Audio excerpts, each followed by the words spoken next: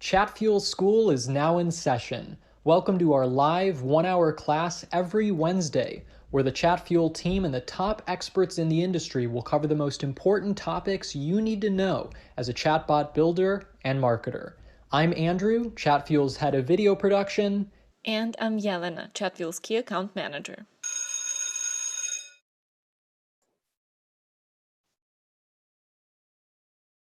So since this whole outstanding situation with the pandemic started, if you even tried scrolling around Instagram and Facebook, I'm sure you've seen snaps of people doing all sorts of activities to keep themselves entertained and sane at the same time. Some folks have baked their first bread, some folks have been cooking, some folks have been drinking wine and watching movies in their pajamas. That's also a legit option. I have been entertaining myself by growing herbs in my kitchen because I love cooking and now my kitchen smells wonderful. And also creating a jungle on my balcony because I love that touch of nature, even though I live in the city. So since this all started, I've kind of been ordering online a bunch of little seeds and, all sorts of little plants and flowers. And I was so happy one day when I found coffee beans that you can actually plant indoors and have a coffee plant in your living room because I love coffee. And I was like, even if I get like just 1 teaspoon of coffee of my own to make, that's going to be wonderful. So I go ahead and I order the coffee beans and I order a bunch more other like pretty colorful flowers. And I'm so happy I'm going to get those things, this week. And then like 10 days later, I'm talking to my mom on the phone and saying like, oh my God, I ordered all these cool things. And then I realized I never received them. So I open the email and I take a close look at it and I see really small letters saying, we are going to call you within 7 to 10 business days to confirm when we're going to deliver your order. I was so disappointed, and I don't think I even need to say that I did not purchase from that store. I went to a different one. But that's kind of what we're going to be talking about today, how not to make those sucky experiences for your users. Yeah. And before we get started, before I hand it off to you, Andrew, I just want to give a huge shout out to Chris from our team, who's actually at the doctor's now, but he is with us and he's watching. All right. Hello, Chris. Hope you're doing well, and welcome to everybody joining us as well, of course. Before we get started and introduce our guest and dive into all the wonderful things we'll be talking about today, I do have a question for all of you joining us, which is, what is your favorite quarantine activity? I know on YouTube, there's already been some comments rolling in, and Yelena actually alluded to one of them, which is some people are spending their time at home, their time on lockdown by drinking wine, watching movies. Obviously, you can't go wrong with either of those things. And let's see, it looks like that's the only activity that people are engaging in here in the chat is drinking wine and, of course, watching movies. So again, can't go wrong. Wait, but I support that. There you go. Good for you. Yelena's all prepared here. But anyway, mine to add before we move on is just going for walks. I love getting fresh air. It's something that I've definitely took for granted before. So that's how I'm spending my quarantine and, doing these live sessions with all of you, of course. So now let's talk a little bit about our guest today. Very special guest. His name is Rutger. And he is the chief bot builder, which I love that title, by the way, at a marketing agency in Amsterdam called Blue Brand & Co. It's a chatbot marketing agency there. And we're going to introduce you to him by talking about 3 fun facts. We're not like a typical show where we just read you the boring bio. We're going to tell you 3 fun facts about Rutger before we get started. So the first one is that his favorite dessert, his favorite sweet treat is Snickers ice cream. And I'm going to be honest, I didn't even know they made ice cream before. I thought they just made the candy bars. So you learn something new every day. Second fun fact is that he is the co-founder of a scuba diving resort in Palau. And if you don't know what Palau is, it's this island off the coast of the Philippines. Absolutely beautiful. I kid you not when I say this, according to Google Images at least. The color of the waters are literally that same color that you see in that palm tree emoji there. And it's breathtaking. So definitely on my bucket list now to visit. And then finally, the third fun fact about Rutger is that he has actually banned himself from booking his own flights, his own travel, because he's made one too many mistakes when doing that. So Rutger, again, before we dive into kind of the meat and potatoes of the class today, you got to tell us, what is your best or craziest travel story? Hey, Andrew. Hi, Elena. So what happened, and this is, I didn't even ban myself. Annika, my wife, banned me. It's just something I should not do anymore because it's just a whole lot of trouble. This is a couple of years ago, maybe 5 years ago, we were traveling to Thailand, had an amazing trip in Thailand. So far, so good. On our way back, we stayed in Bangkok, sort of close to the airport. After everything arranged, so we packed our bags for the early morning taxi ride to the airport. And it was like, you know what? We got time. We got time. We can go into town, and we'll just sort of a last night out in Bangkok. So we dressed up and we went to sort of a nice restaurant, and we're sitting there. And at some point, we actually went to a shisha lounge, smoking the shisha. Amazing, just a good old time. And I still, I repeat, having a good old time, because the next morning we get up, all good, go to the airport, and then it hits you. Oh, so we walk into the airport and like, okay, we're 3 hours early. We like to be early at the airport, except specifically for this kind of stuff. And then, but there's nobody here. I mean, yeah, China Airlines, yes. Flight number, I don't know, flight number's not there. I was like, oh no, that's sort of creeping up to you. So we walk up to the desk there, and like, hi, we're gonna want to check in for flight number, whatever it was. And this man or woman, I can't even remember, looking at me. I'm sorry, but this flight was sort of 24 hours ago. So we replaced the flight time, arrival time with departure time. I don't know what happened when we were there. So all the time, also while we were having a good time back in Bangkok, we should have been in our plane. In the end, it all worked out. I want to book a flight back to Amsterdam with KLM. Yeah, sure. We got an extra seat for you, 2 seats. How much does it cost? It's going to cost you $8,000 per person, euros. It's like, you know what? I'll wait for tomorrow. So we went back into town, not as happy as we were, came back, and we were able to join to Amsterdam. So from that point on, I was just not able to touch tickets, look at them, or arrange any travel. Well, I'm glad you're here today with us. Oh, this happens. Yeah, it happens. It happens, like not maybe 24 hours, but it happens.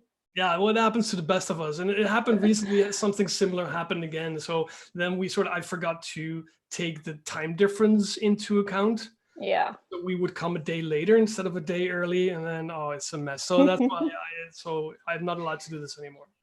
Okay, awesome. So let's jump into it. When we were promoting this session, we made an analogy with peanut butter sandwich, PB&J. Everybody loves it. Everybody loves that happening, that sale, that purchase, but nobody's thinking about the bread, the thing that comes before and after. Why should people care about the pre and post purchase experiences? The pre and post purchase experience is what actually leads to the actual conversion. That's what leads to the sale. And if you're doing a good job on both ends of the spectrum, then there's a fair chance you are allowed, or you earn the right to sell the second time and a third time and a fourth time. And this is something, at least in my bubble, in my marketing bubble, my filter bubble, however you wanna sort of approach that, is the majority of people are marketers in this case, are talking about ROAS, or ad accounts being shut down. So that's sort of the majority what people are talking about. And I don't hear enough people talking about enhancing the customer journey in general. I truly believe, also as a consumer, if you focus more on enhancing the customer journey, taking away friction, you create a better experience, less customer service questions, and as a result, you will earn more money because people love to buy from you and keep buying from you. Rutger, obviously this is Chatfuel School, so you mentioned ROAS. Explain to people just briefly what that is, in case there aren't some marketers out there. You're right. So ROAS, so the return on ad spend, or ROI, return on investment. That is what marketers, online marketers, a lot of online marketers sort of solely focus on, at least what I see on Facebook and on Instagram, and specific groups and questions, specific groups I'm in, and questions that are being asked back and forth, which obviously is important. Let's not put that on the back burner. Yes, that is important. But what I also see is that a lot of brands, whether doesn't matter what kind of brand it is, but let's focus on e-commerce, because we all, at least in these days during COVID, Shopify is seeing numbers, crazy numbers, like day in, day out Black Friday numbers. So let's stick to e-com for now. When I visit any e-commerce store, any shop online, it doesn't matter on what platform it's built, I often do not see that shop having an active live chat available. There's nothing there. I'm not saying it's never there, but more often than not, there's nothing there that I can engage with and get in touch with the shop, whether it's with a bot, with a human, doesn't really matter. And if there's something, it's often you click it and you're like, oh yeah, I got a question. I'm going to go in there, I'm going to click it, and I'm able to sort of engage. And then it's something, hey, we're not here right now, but leave us your email and we'll get back to you. Like, yeah, but that's not what I'm looking for now. So on that note of, live chat on the website, and just to clarify, because we were talking yesterday, when you say live chat, you mean like a customer chat plugin, some way for the business to engage. So when you have that on the website, obviously the website is kind of like one entry point for this pre-purchase experience that we'll be talking about in this first half. Is that the only entry point that you have for e-commerce, for people getting into your bot? Or, tell us a little bit about how you're driving traffic into the chatbot from the website. Well, what I would do, what I advocate is, at least as a base, as a bare minimum, have that chat plugin available. And we as consumer, and that said, I think we need to start thinking more as consumers when we build solutions for consumers, and not necessarily as marketers who want to sell as much as possible. Because when we start thinking as consumers and start thinking about the problems we want to solve for us as consumers, we will build better experiences and we will be more helpful. Now, that said, when we as consumers, humans, now sort of by now understand what the little bubble in often the right side corner of a website is. So yes, that should definitely be there. And I think that should be sort of your main focus when you want to offer something that somebody engages with. Obviously, you can have slide-ins, pop-ups, drop-ins, I don't know how you want to call it, where you do straight up lead gen. Where you can deliver a coupon code, or even with an exit intent. Definitely, you can definitely use that. Be a little bit careful with that. If nothing else, start with the base. Make sure you activate that chat plugin and have something in the back of that, a welcomes message, a main menu that is helpful. Sounds obvious, I know, but it's helpful and it's designed for the wants and needs of your specific audience. Answer questions. Sorry, you go. Yeah, so on that note of creating a helpful and useful experience, what are some of the, like key questions, things you should cover in this, customer chat plugin, this chatbot that you embed on your website? What, kind of content should you include there to ultimately, as you say, help the customer? Yeah, fair question. I don't think there's a one size fits all answer to that. It would be shop and even niche specific, but this is my take on it. Take your website as sort of take your website as the baseline. You have designed your website to be helpful, to be useful, to have a proper UX, and it should also be designed for people to easily navigate to different sections on your website when they have questions or want to make a purchase. Now, take the same structure in the design of your messenger bot, of your messenger flows. Think about what would be reasons why somebody would engage with this chat plugin. What are the reasons that people do that? They have questions. Great. What type of questions do they have? Now, outline those questions and build how I do it, I build a little grid outlining these questions, and I have a carousel, and the carousel has cards, and in those cards, I got titles, super simple, super straightforward, that sort of have FAQ, or shipping costs, or coupon codes, or deals, or whatever. Everything that is intuitive and makes sense sort of at first sight. So it's easy for people to understand where they can click, tap, and go to find their answers. And so, you're talking about the chat plugin on the website, all these questions that you're automating, and other things like coupon codes, shipping, etc. We talked about this yesterday too when we were just chatting, but do you advise people on this e-commerce website where they're using the chatbot, should they kind of have this simple standard experience, like accessible globally across like all pages on the website? Should they restrict it to certain pages? On some pages for, let's say, specific products, should they have a different kind of entry point, funnel, experience, whatever you want to call it? Or what are your best practices on context versus making this chatbot global across the website? Yeah, great question. First, start with the base. Build the groundwork first, build the base first, because what I possibly see happening, if you're getting too granular, you're getting all these sticky notes all over the place, there's a fair chance you get nothing done. So build the base first, build that. Understand what your clients need, understand the questions they possibly have when they are browsing your website, get that done first, get data through, and then start learning how you can optimize that experience by giving sort of more context on specific pages. For example, what you could do is you could have a different entry point on the add to cart page, or the initiate checkout page. Initiate checkout page. You should make these decisions based on data and not necessarily on assumptions. So my take on this is keep it simple, be helpful, understand what your clients want, build a simple flow for that, and see how people act and react on that, and iterate from there. Yeah, a quick shout out to folks watching from India to San Francisco, all over the place, and especially to folks in India where it's almost midnight. You're the guys getting the late night champions this week. Woo! Yes. Love the soundboard. It's awesome. It's really awesome. Cool. So when you're planning your funnel, how do you use specific tools? Is there something you could recommend when it comes to the process and how you're equipped to do it?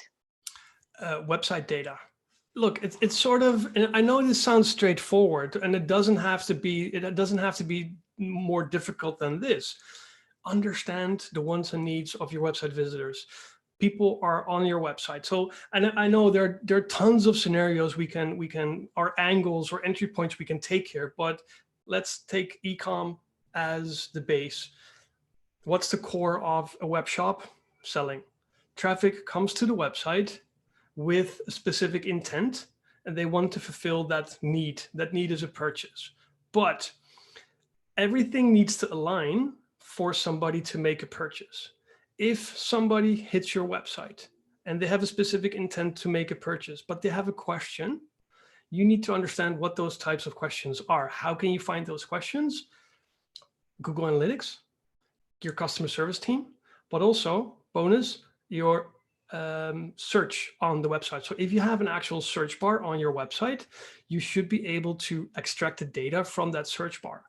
Now, use that information that are people actually putting into the search on your website for overall optimization of the shopping experience. And that is how you can actually create relevant experiences without sort of going all fancy with all kinds of tools and APIs and AI. I don't know what. That's all nice to haves.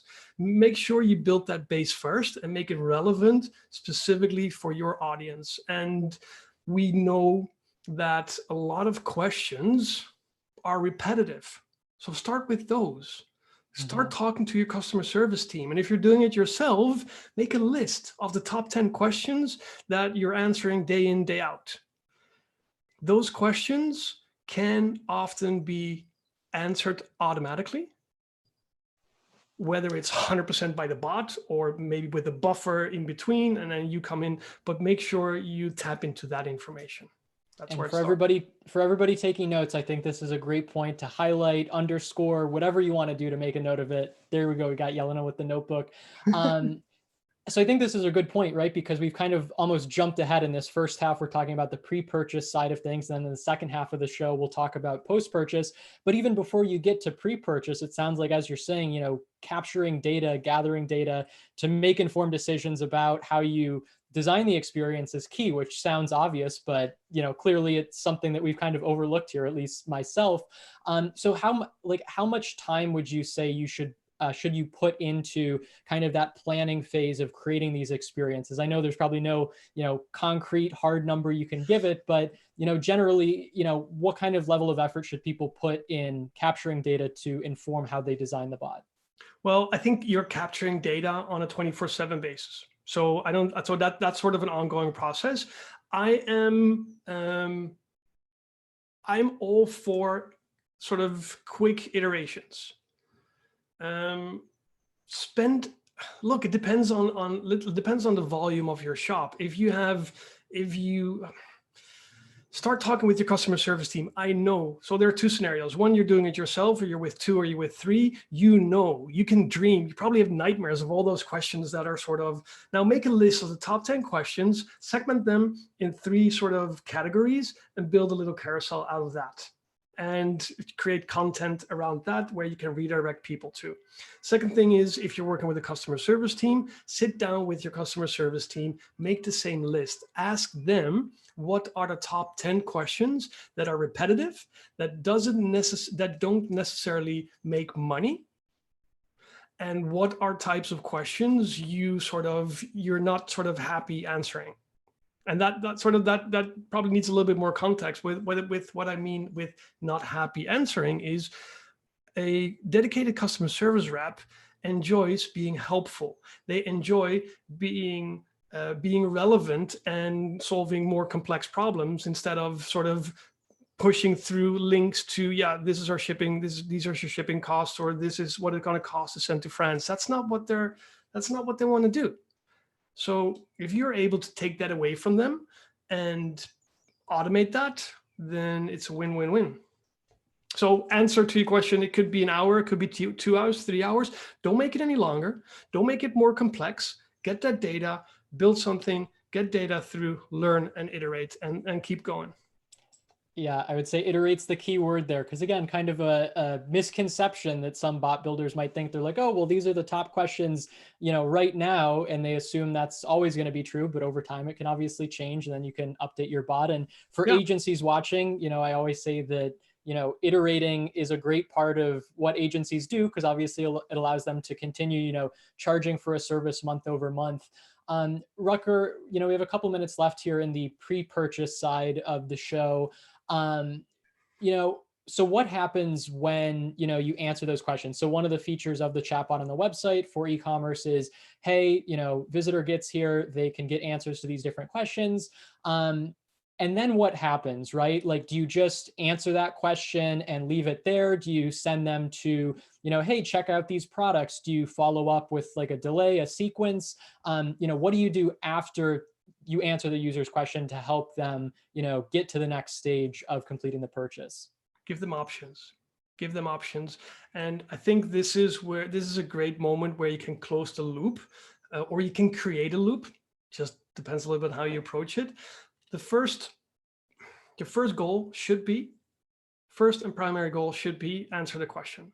Make sure that the question is answered, that the need is fulfilled. Now, personally, I don't like sort of to have the conversation sort of drop dead. On the other hand, we shouldn't sort of keep sending messages to our subscribers into a conversation. Sometimes the conversation just stops. The need is fulfilled, stop. But I think you should, at the end message, if it's automated, make sure you give people options to actually navigate back to a main menu, or navigate to your shop, or like your page, or maybe you want to offer them a specific coupon, and that could depend on the type of question you had with them. So be resourceful and helpful, and give people the options to navigate further to whatever sort of you have in store for them, which could be, again, main menu or do whatever. Yeah, keep it going, but don't be pushy.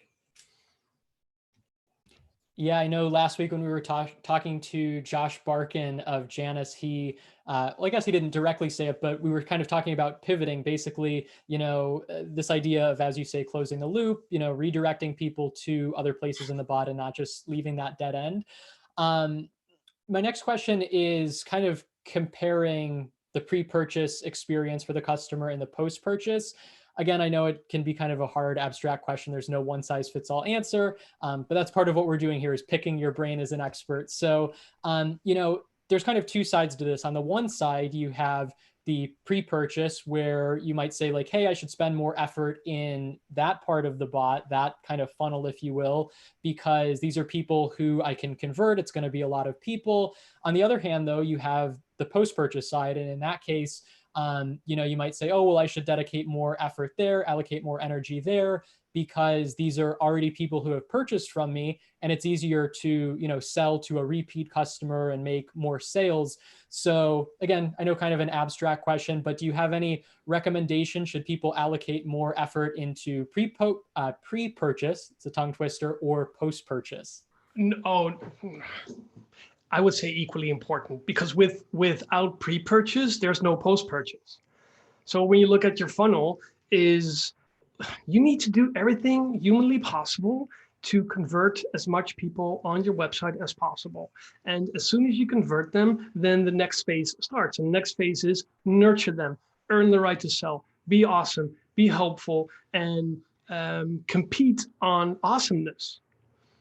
And that when you do that right, you will see that your overall marketing efforts will bear more fruit. Why? Because you're making an effort of being awesome, being helpful, creating awesome, good, relevant content, having good deals, having a good product. Focus on that. Focus on the stuff you can control, versus all kinds of sort of hacks, media buying hacks and everything. Important, yes, but that's not the stuff you can directly control. Direct answer to your question, I would say equally important. So time flies when you're talking sales, apparently, and we're almost at the end of the first half of our conversation today. So before we break, I have a quick question. So when you personally go shopping, online, yeah, what is one thing that turns you off from making the purchase or from even considering this website for a purchase? I know you mentioned live chat, but is it that type of thing or is it something else? Well, I had an example this morning. Sort of confusing checkout pages. And I know they should be straightforward, but I made a purchase this morning, simple product, and I had 3 errors, 3 freaking errors. And I couldn't find what it was. And then I had to scroll up to look, you forgot to check the box, or your phone number is mandatory. And then the field wasn't sort of marked as mandatory. And then to be honest, so this was sort of something I needed, and I actually need to get it done. But I was like, okay, I would have been gone easily. I have little patience. That's a disclaimer there. So I don't like to stand in line anyway. But let alone on a website. Sorry? Let alone on a website. Oh yeah, no, I'm probably not sort of the best example there, but that stuff should just be good. Another one, that was an interesting one in the same scenario.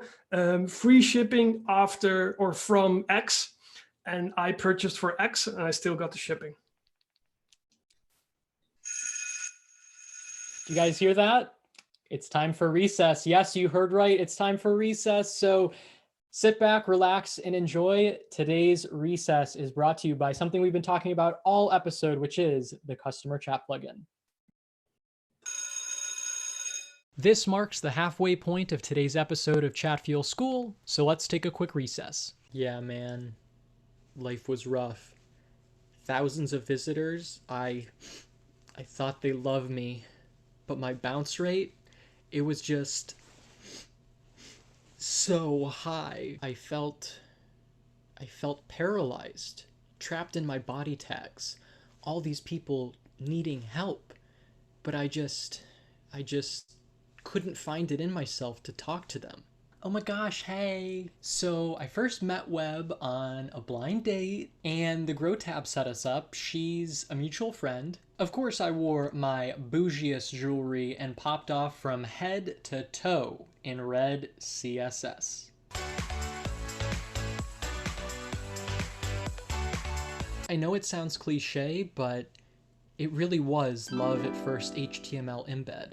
You know, they say opposites attract, and it's totally true. Webb is shy. He couldn't talk to his visitors before. It's just not who he is. So naturally, I just started doing the talking for him. My bounce rate plummeted. My sales soared. I finally knew the meaning of true love.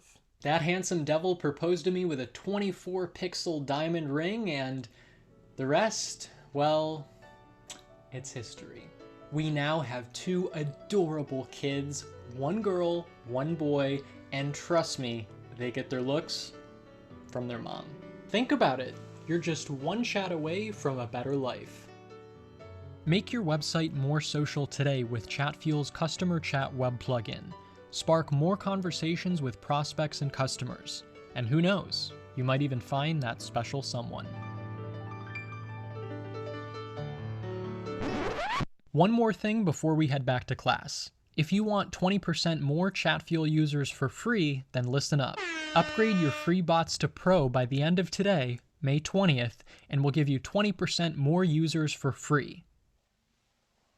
Wow! And who doesn't love free? Again, upgrade today and you'll get more bang for your buck. 20% more bang, to be exact.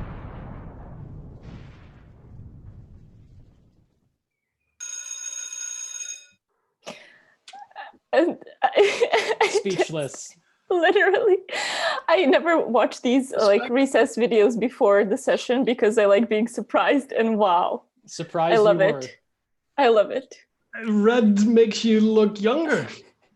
I don't even have any words. So that being said, thank you guys for enduring that. Hopefully your eyes don't burn too badly. But that being said, let's now shift over the conversation into the post-purchase side of things. Again, first half was pre-purchase, everything before the sale. And now we'll talk about the process after that. So Rutger, tell us, what are the key components that every e-commerce post-purchase experience should include? I know, as we've been talking before, some of them are like the receipt, shipping updates, that sort of thing. So tell us more about that and how it's valuable to the customer.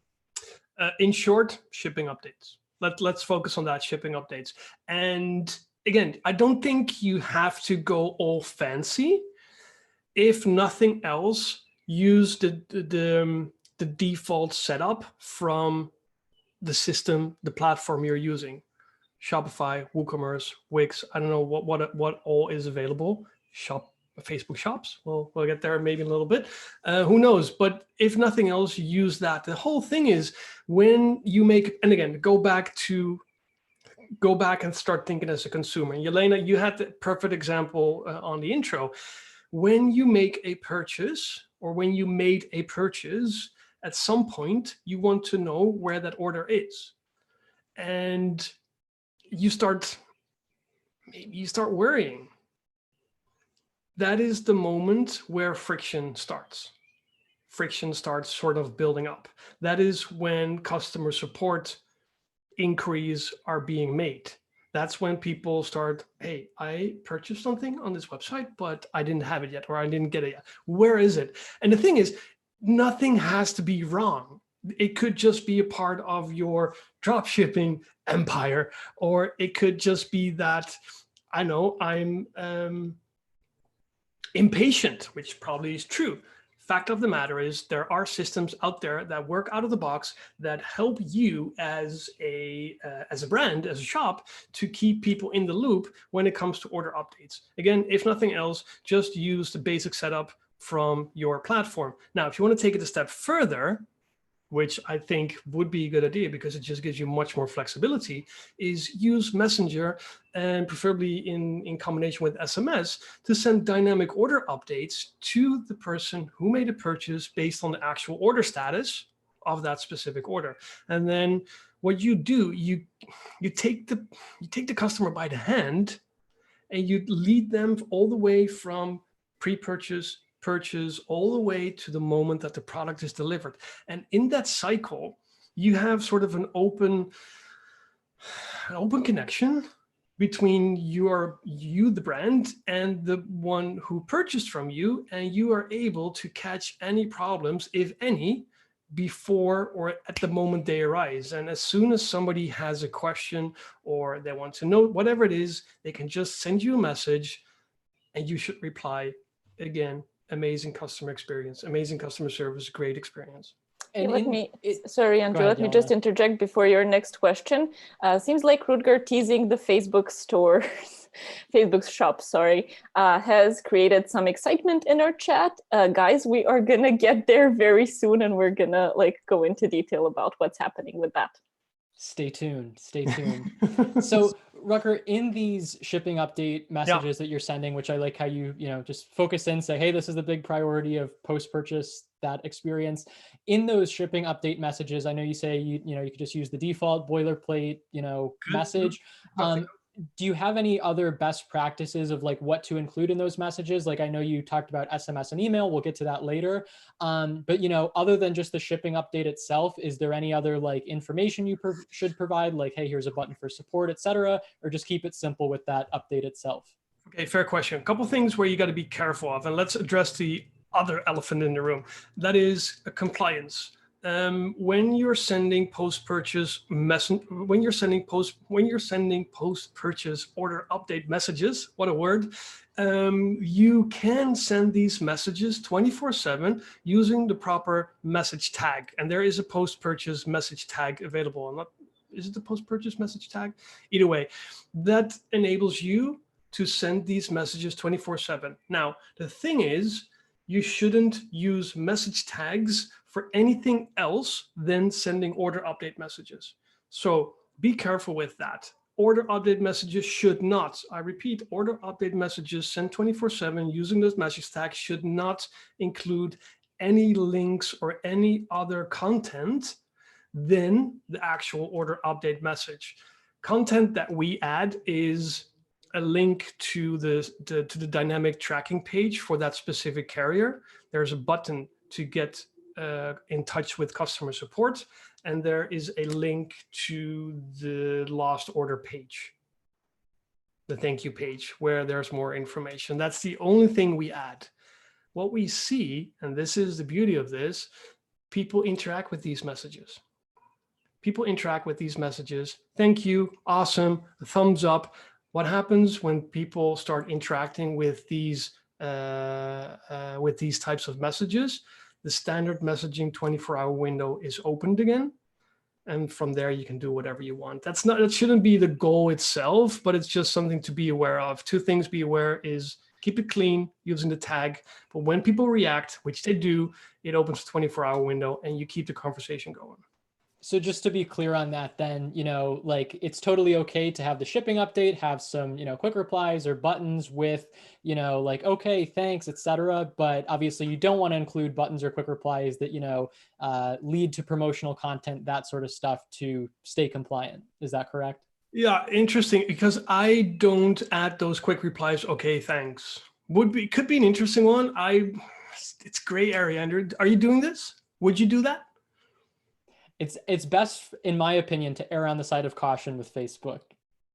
I would. So my advice would be to not do it.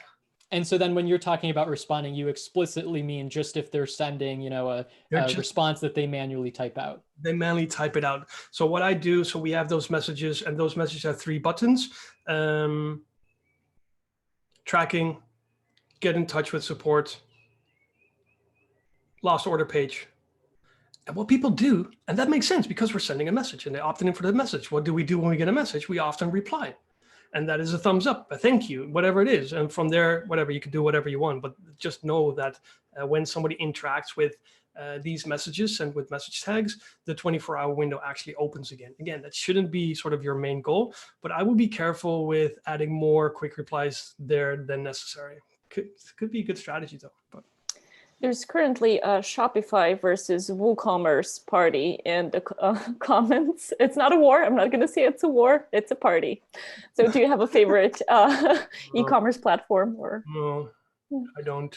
I'm not an e-commerce marketer from the media buying side. I don't have any products or services. I'm more, no, I don't know.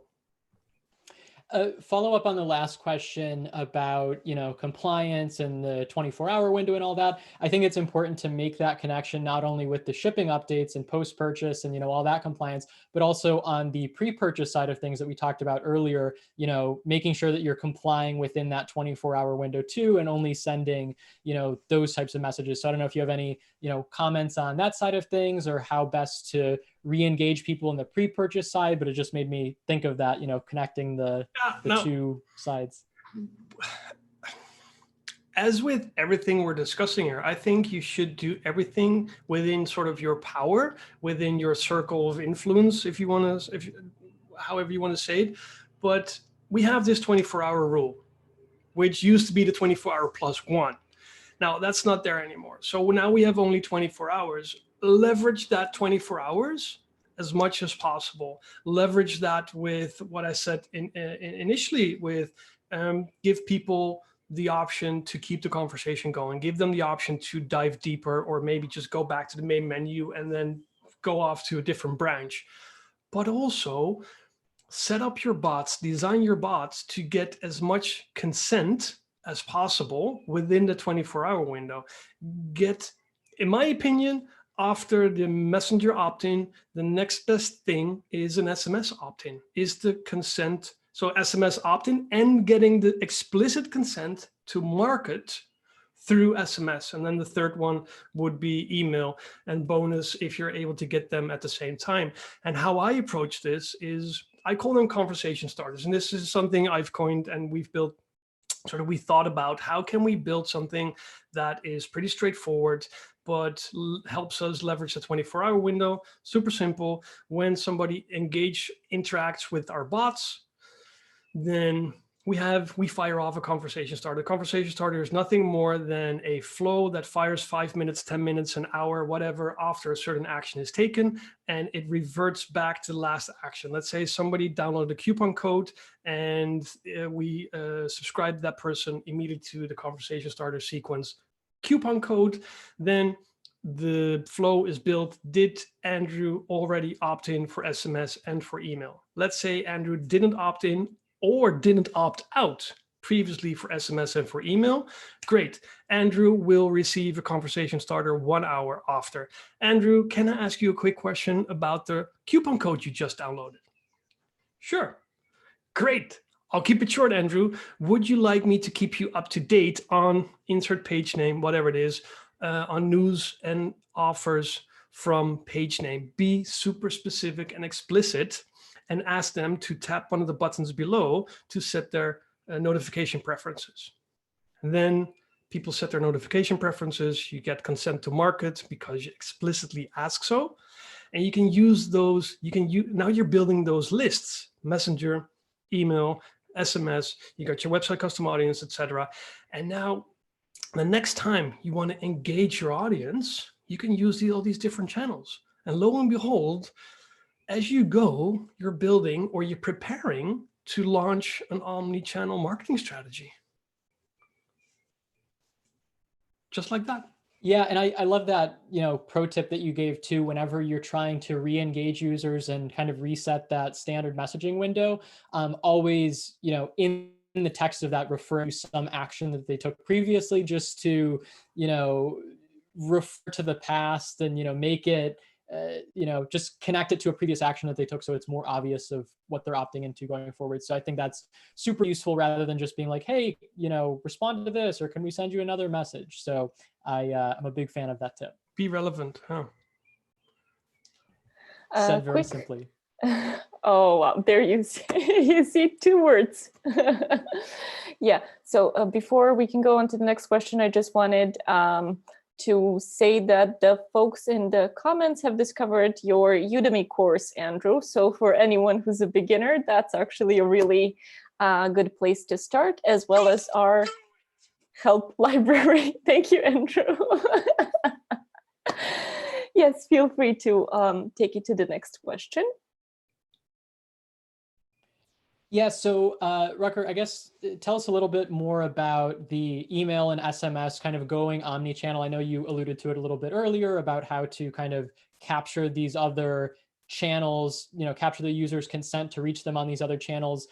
What's the importance of doing that, and what's your strategy there? But I guess we'll start, just one question. Why is it important to capture these other channels to communicate with your users through?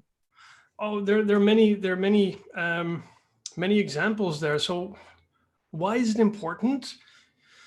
I think it's 2 ways. One, thinking about the consumer again, you want to give the consumer the option to engage with you through a channel they prefer. So it's less, if you're not doing that, it's like, okay, there's only one way you can contact me, and that's through phone. That's not going to help your business. So that's the first thing. You need to have these channels available because people want to engage with you through channels they prefer versus what you prefer. Second thing is, if you're just focusing on Facebook or just focusing on one specific platform, you're putting all your eggs in one basket. And that is just never a good idea. We got this 24-hour rule, which is, I think it's an awesome rule. It's perfect. It's not perfect. Well, it's good. It's just what it is. We have to deal with that. But when we want to engage with our lists outside a 24-hour window, how? We can use sponsored messaging. Sure, we all know, at least those that are using sponsored messaging, it doesn't always feed out as we want to.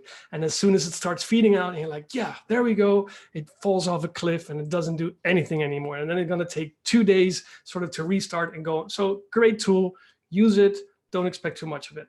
Email, great. You can send as much emails to your subscribers as possible. We all know that if you're getting a 30% open rate, you're doing really well. I'm not saying you shouldn't do all that. No. You should use all the tools in your toolbox to engage with your subscribers, to be helpful and get them sort of be helpful. And therefore, use these tools: SMS, Messenger, Facebook custom audiences, sponsored messaging, get them in your group, whatever, you can name it. Yeah, so what we've been talking about this entire time is finding a way to automate both the pre and the post-purchase experience. To some extent, yeah. Is there, in your opinion, some part of this experience from the beginning until the end that can't or shouldn't be automated? Yeah. Oh, yeah, for sure. I think there's a lot. Let's sort of focus on what can be automated and probably should be automated. Repetitive questions. Simple as that. Repetitive questions should be automated. You should at least make an effort to automate those and push the client or push your prospect, whatever, into sort of a customer self-service mode. We humans, we expect instant gratification, and we are good enough or smart enough to click 2 or 3 buttons to actually find something ourselves. And we can do so if we think about the UX. Remember what we talked about in the beginning? If we know what our clients want to, what are they looking for, we can design for that. Now, what we probably shouldn't automate are more complex structures, more complex questions that actually need a human touch. Our messenger bots, our bots, doesn't matter what platform you built them on. Let's assume they're not using fancy AI like the bots from Josh. Even then, intent, understanding actual intent and emotion is damn hard. Almost that's not impossible. It's really, really hard. So when it comes to negative sentiment or more complex issues, you want to have a live chat agent as soon as possible on stage that actually starts chatting with you and understands who you are, what your problem is, and how it can be solved sort of as soon as possible.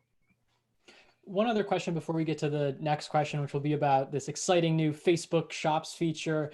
You know, there's all different categories of e-commerce products that you can sell. You know, there's shoes, dresses, you know, whatever. Dresses, I heard. I know. I had to bring it up. I couldn't help it. So there's that side of it, but then there's also the other side, which is kind of like much higher ticket items, like a car, for example. So I'm wondering if you have any thoughts on, you know, if the, you know, cheaper items should, like, that's easier to automate those processes, and if for the higher ticket items you should have that be like more high touch and less automated, or again, I know it always varies, it always depends. It's a great question. And you take here the car dealership as an example, and I like to revert that to our business in Palau, which is shut down now because there's nobody coming in. But before this whole thing happened, we sell high ticket travel packages, no flights. You just get there and we'll take care of the rest. I hope you weren't booking the flights though, Rutger. Sorry? No, I hope you weren't booking the flights. No, dude, I need to stay away from that. No, but the thing is, the more high ticket the item, the more questions people will have, because often when something is more expensive, it's also more complex. But also in that, you will find that there are tons of repetitive questions. So then I think there are different layers in the buying cycle. First, it will be more broader questions, more repetitive questions that a lot of people have. You can definitely automate or semi-automate the answering of those questions. And what I mean with semi-automate is guiding people towards content on your website through a bot that is able to answer those questions. Typical questions we get sort of in the top of the funnel when people are researching in research mode is how to get there, when is the best time to come, do sharks bite, what's the water temperature? You're laughing, Elena, but people actually ask that.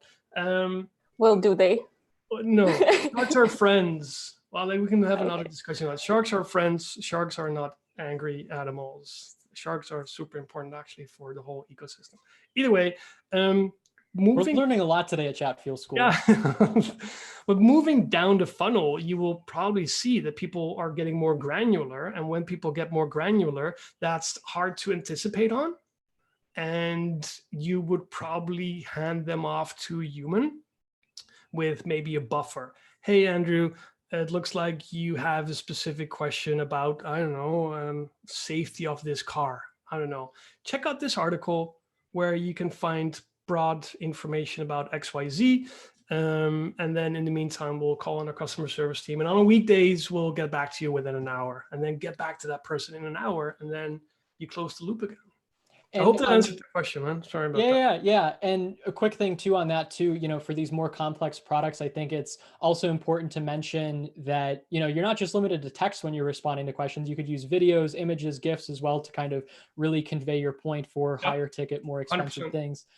So last question here before we close, basically, or we might have another one or two on the other side. But again, Facebook Shops just came out yesterday, or it's gradually rolling out. This is a new feature for people who don't know that allows you to launch a very simple and efficient e-commerce shop on Facebook and Instagram.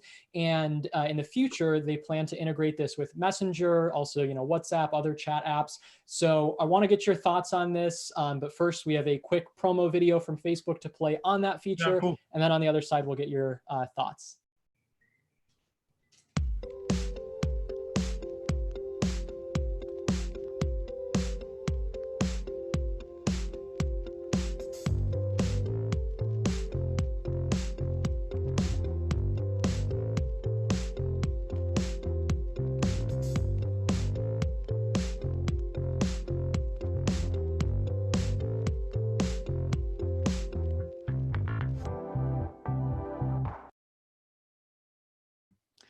So again, Rutger, you know, what are your thoughts on this in general? What do you think it means for the future of messenger marketing and e-com?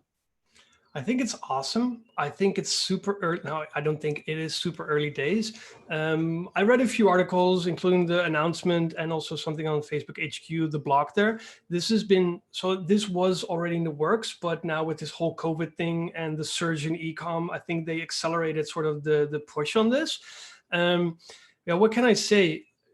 what excites me is the fact that that's clearly stated that as sooner than later, they will integrate Messenger and WhatsApp into the shopping experience, which enables you to actually shop from within Messenger or within WhatsApp or within Instagram. So what's happening here, what we're seeing here is actually what has been announced, was it last year, maybe 2 years ago, that the family of Facebook apps is going to be connected. Dude, think about interoperability. But think about it. It's crazy. On the other hand, it's scary as well because Facebook is eating the internet. And I'm not saying because it's, oh, there's the death of Shopify or whatever. That's not going to happen. I mean, the pie is big enough for a lot of people. But with the coin Libra, I think, Libra, whatever it's called, the fact that they are pushing out this, they're pushing this now with all the apps that billions of people are using every day, this could be a game changer. It could be it could be a game changer, definitely. I am excited about it because I can see chances for us as chat marketers to help people build amazing experiences. And I think that's what it's all about. And that's what I love about us being in this chat space versus sort of the crowded media buying space, which is also awesome. But I think we're having a blue ocean, and that's what I truly love and enjoy. I think we're just scratching the surface, guys. We're just scratching the surface. Think about it, in a year or maybe 2 years from now, we're getting into speech and whatever. We're not going to go there, but that's what I think. I think it's awesome and bright future. Awesome. Thank you so much for the insight. Guys who are watching, please, this is the last moment to ask Rutger a question. A lot of questions were answered in the chat, but I've got here a few that we might still discuss. The one question is, can businesses send out cold messages to customers from their Facebook page? So the answer here is, when it comes to chatbots, you need a person to interact with your bot first before you can message them. There's, of course, the option of Facebook ads that was already mentioned in the chat. That's one thing you can definitely do. Do you guys want to add something there? Because this is a very, I think, complex topic, and we could talk about cold messaging or warm messaging people, for another hour. Yeah, define cold. So I think you hit the nail on the head there. If somebody if somebody didn't subscribe to your bot, you're not able to message them. Yep. No, not through ads, not nothing. So I don't know so if you want to broadcast to people, you can only broadcast to people through Messenger when your broadcast message has the proper message tag. There are 4 message tags. We're not going to go in there now, and then it will send to everybody. But when you're using a message tag, to bypass the system, then you're going gray, black hat. So don't do that. So question is probably no, unless you're using live chat where you're going one-on-one. Yeah, well, technically, if you're creating Facebook ads based on a lookalike audience or a custom audience that you have, you can find new people who look like, but we're not talking about sponsored messages there, obviously, but click to messenger ads and stuff like that.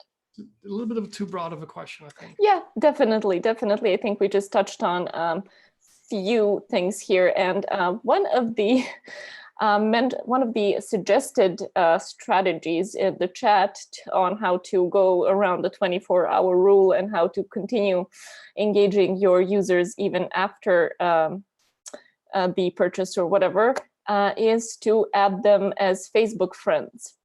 And then you can share on your wall, you can send the messages and stuff like that. Any thoughts on that, either of you guys?